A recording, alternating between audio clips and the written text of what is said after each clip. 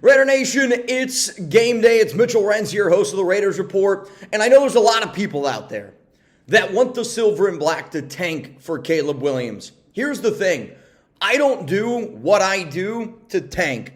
The commitment to excellence slogan doesn't say tank. When you think about everything that personifies what being a Raider is, it doesn't involve tanking. If you're the type of person that wakes up every single morning and says, you know what? I'm not going to try my best today. This isn't the channel for you. This isn't the team for you. And the closest people that you consider in your circle, they're not the right people that you should have around you. Why? Every single day is a blessing. You should take advantage of it every single day. And when you show up to work, you give 110%. That's what I want to see from the Raiders tonight. Going up against the Green Bay Packers on Monday Night Football, and you don't do anything less. You're making millions and millions of dollars. There's a lot of other people dealing with a lot of other bullshit, but guess what? When the Raiders win a game, there's nothing better. There's nothing better than going in that next day at work celebrating a little bit. Hell, I sleep like a freaking baby when the Raiders just win, baby. So all I'm saying is this, man. I know there's a lot of people that want to tank. I ain't going to be about it. Now, there might be a stretch down the road where I'm like, shit, at this point, we got to look at draft picks. But if you don't look at the Raiders' schedule and you don't get a little bit of a tingle downstairs like, holy shit, these guys might actually have a chance, you need to wake the hell up because it's game day morning. You can beat the Green Bay Packers at home. You can beat the New England Patriots at home. You can beat the Chicago Bears on the road. The Detroit Lions is a tough game on Monday Night Football. But you know what? The Lions might Lions. And then you got the New York Giants week 9. And then you got the New York Jets week 10. I see 4 wins at least. If this team plays the way that they can play, and I've been saying that for a few weeks, and I get it, but sometimes you need a wake-up call. I think that tonight's game is going to be a wake-up call. And if it's not, Josh McDaniels, you better buckle the hell up, because if you think the fire McDaniels have been coming before tonight's game, whew, get ready, my guy. Get ready, my guy. Hey, speaking of tonight's football game, Jeremy Jugs and I, we're going to be live tonight. We're starting 90 minutes before kickoff, so make sure you're subscribed. Make sure you got those notifications turned on. I want 200,000 people in our live stream. We've had 160,000 multiple times this year. I want 200,000 people there tonight. I promise you, you might not agree with everything that I say. You might not agree with every play call that McDaniels has. But we got a commitment to excellence. And every day I go live on that stream, it's an Oakland tailgate. We need to rally together as a fan base. I know the nation deserves better, which is exactly why we've been doing 50-50 raffles. Last week, when the Raiders played the Chargers, we gave away $1,550. You got to play to win. But hey, that's what Vegas is all about. So if you want a chance to win $1,000, tune into the Raiders Report tonight. Subscribe. Be ready, because we're giving out lots and lots of money tonight. So coming up here, we're going to talk a little bit about what this game has in store for the Silver and Black. We'll get into the injury news around the Raiders and the Packers, because we do have some good updates to get into. And then at the very, very end, we'll go to a report that's been circulating here around this team. I mean, one of the biggest storylines in this game is going to be Josh McDaniels going up against Rich Bisaccia. No doubt about it. And if people aren't talking about it, you just don't follow this team close enough. I get it. Bisaccia is not the head coach of the Packers. But the Raiders chose Josh McDaniels. And they chose this way over the Bisaccia way. And don't get me wrong. I still think, some people might not like this, that McDaniels is a better X's and O's guy, but Bisaccia is a better people guy. And if you're going to be a head coach, I'll take the people's guy over the X and O's guy. You hire OCs, you hire DCs to be X's and O's guys. You need to be able to manage a group of people. And Bisaccia did that better than anybody that's been a Raiders head coach in a very, very long time. He was 7-5 with the Raiders and Josh McDaniels, 7-14. The eyes are going to be on that matchup. Another thing that there's going to be a lot of pressure on is Jimmy Garoppolo and this Raiders offense. It's been bad. You're averaging somewhere around 17 points per game. You have yet to score 20 points in a single game this entire season, and you're 1-3. You got the offensive-minded guru in Josh McDaniels. You got your quarterback in Jimmy Garoppolo. You drafted your quarterback in Aidan O'Connell, and nobody has looked good in your system yet. Jimmy G still leads the NFL in interceptions with 6 despite missing a game. Sure, he's tied for the lead, but that's still not what you're looking for. Here's my question, though. You got Garoppolo up against the Green Bay Packers tonight. I want to know the number one comment on today's show. It's going to be the pinned comment, so you're about to get hit with a YouTube ad break. What is your confidence level in the Raiders to beat the Packers today? I want you to scale that from me from 1 to 10. After this ad break, my answer. My confidence level today in the Raiders to beat the Green Bay Packers is a 6. I do think that the Silver and Black are the better team, top to bottom. Now, sure, they have Thunder and Lightning and Aaron Jones and A.J. Dillon, two very talented running backs. You have Jordan Love, who has been pretty damn good throwing the ball deep. He's one of the best quarterbacks in the NFL this season and throwing the ball down the field. But to me, this game needs to be won with your running backs for the Raiders. I get it. We talk a lot about Jimmy Garoppolo. You got to lean on Jacobs. And I said this earlier. I even want to see a little bit of Amir Abdullah, or I want to see the Raiders pass the ball to their running backs. If you can't run it effectively, do what you did last week. Run through the air. The Green Bay Packers are one of the worst teams in the NFL defending the running back position out of the backfield. They have allowed 111 receptions entering week 5, dead last in the NFL. They've given up the most receiving yards to the running back position entering week 5.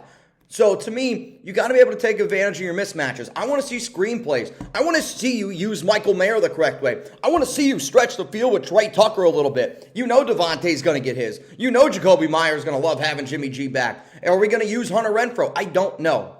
But if you keep doing this simple, plain, vanilla offense, it's never going to work. You got Monday Night Football, which right now I just looked, the ticket sales are about 54% Packers, 46 Raiders, so it's going to be more of a home game for Green Bay. That's going to tick off Mark Davis. You know what's going to tick off Mark Davis more? If you get your ass whooped and your offense can't put up points when Davis spent a lot of money this offseason on the offensive side of the football. McDaniels, it's time to look yourself in the mirror and say, am I cut out to do this? Tonight, you got to prove it. You got to pull all the tricks out of the bag. There's no sense of holding on to anything. This is the biggest week of the season. You're either going to go 2-3 or you're about to go 1-4. And if you go 1-4, when everybody is watching, and your home stadium got sold out again, because since the Raiders have played at home, they have not had a single game.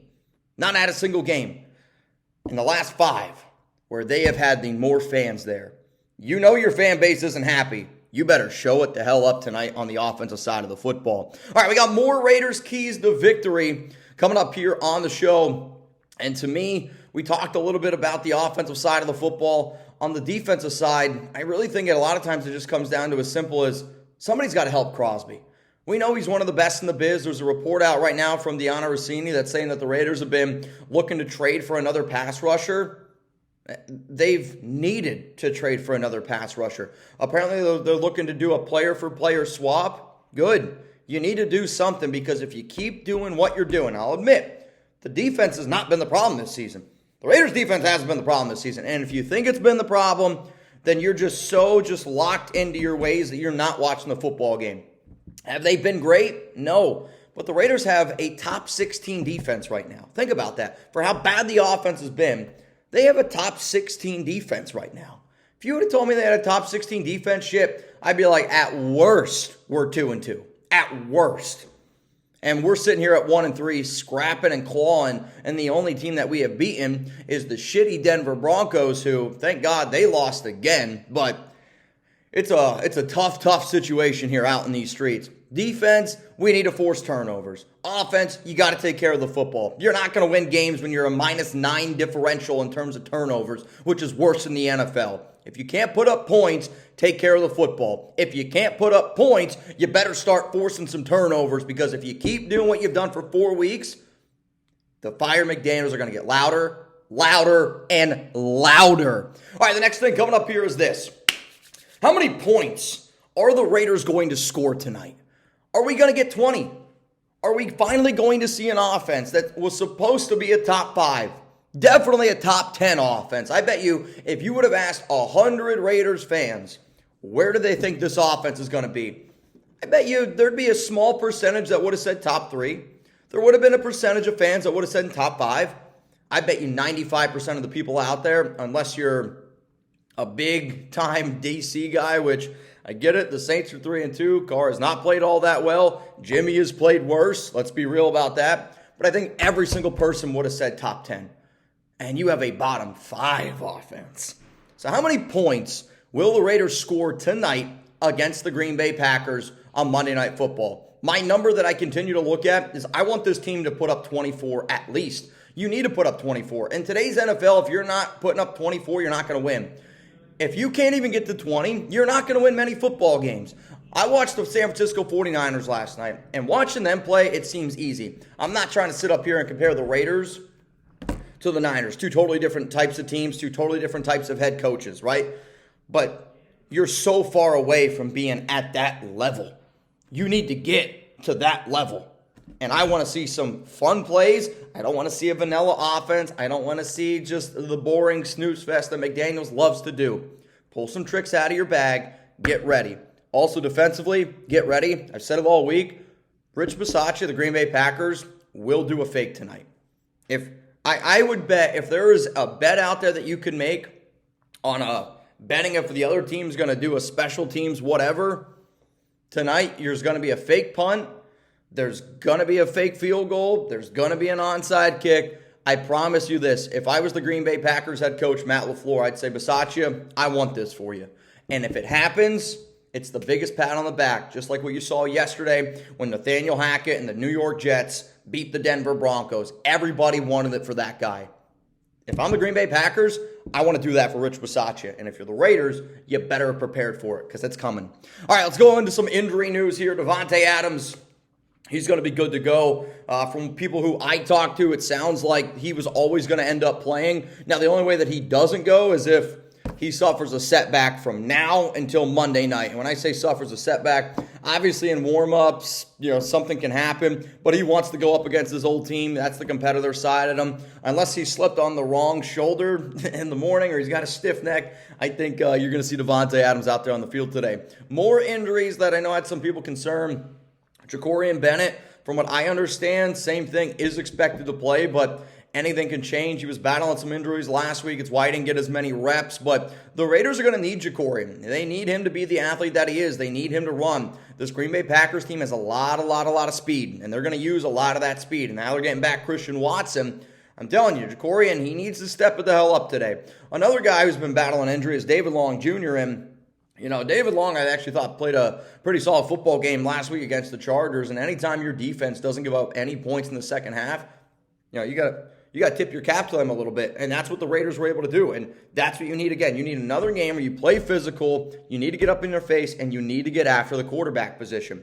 This is the one that worries me a little bit. It's Marcus Epps. And Epps was reportedly on Saturday, I want to say. Maybe it was Sunday, one of the 2 days. Soon as Monday Night Football happens, my week just gets all just blurred out.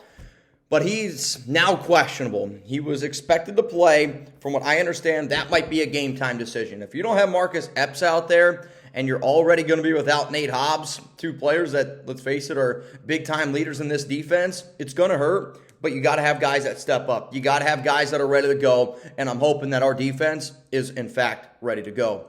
Now, from the Green Bay Packers side of the field, they actually have a lot more injuries to be worried about, and I'm only going to look off of the Packers injury report. I'm not going to sit up here and act like I have Packers sources. I don't. So Jair Alexander, he's questionable, and he's their best corner. If I'm the Packers, I put Jair Alexander on an island with Davante Adams. That's what I do. I run a box and one. Zane Anderson at safety, he's not playing. Devondre Campbell, one of their best outside linebackers, he's not going to be playing in this one. Rudy Ford at free safety, questionable. Elton Jenkins is expected to play. Aaron Jones, the running back, questionable. But I got a few guys in fantasy football, and they've told me that he's going to play. Luke Musgrave, the tight end, concussion. He's been a full participant, but anytime I see concussion, I don't know.